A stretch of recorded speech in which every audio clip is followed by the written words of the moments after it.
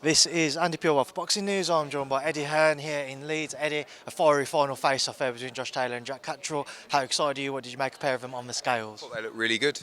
I thought Josh Taylor looked really good. There's many weigh-ins where Josh Taylor hasn't looked very good, and I thought he looked a lot healthier up there. Don't forget, he was the one that asked for this fight to be at 140 pounds.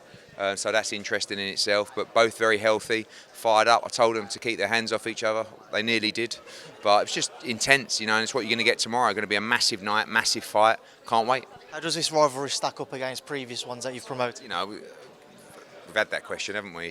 It's more fierce. I think physically. Is it bigger than Froch Groves too? Physically, it's not bigger, but yeah, but like Froch and Groves didn't like each other, but Carl would always try and not make it obvious that he didn't like him, so he didn't want to know, didn't want to engage. This is like, Josh went like this to tap him around the waist today, and Jack grabbed him around the throat. It's like, without being told not to do it, they will attack on sight.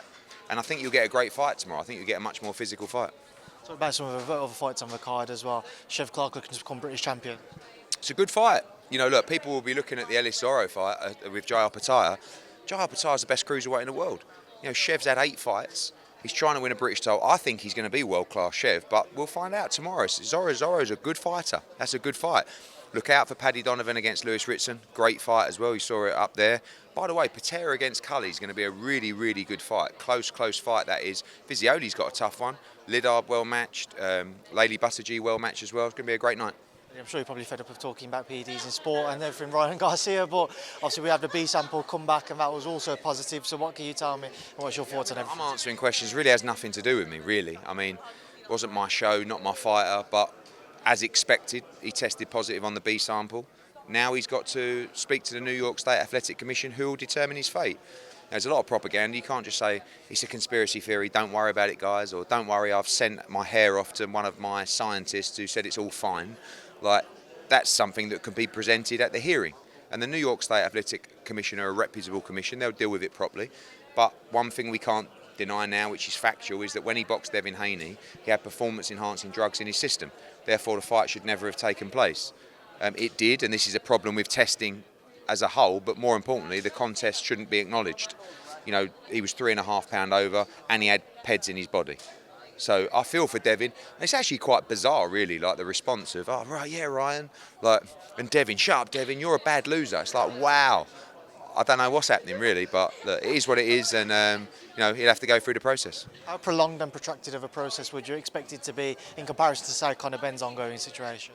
Hopefully a lot quicker, different commission. I think this is quite actually a little bit more straightforward.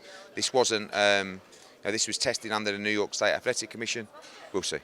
Do you think they will overrule it and make it a no contest? Oh, 100% no. It was in his system, so you can't acknowledge the result. They won't either. But the disqualification, all this kind of stuff, you just don't know. The IBF have ordered Cacace-Nunez. Yeah, great fight. I spoke to George Warren the other day about it, and he was saying about Wood or Warrington, and I was like, look, you can't get out of this mandatory. And George was like, well, it's a great fight. Let's do it. And it is a great fight, by the way. Look, Nunez is a serious fighter, but look at Cacace, just stopped Joe Cordina.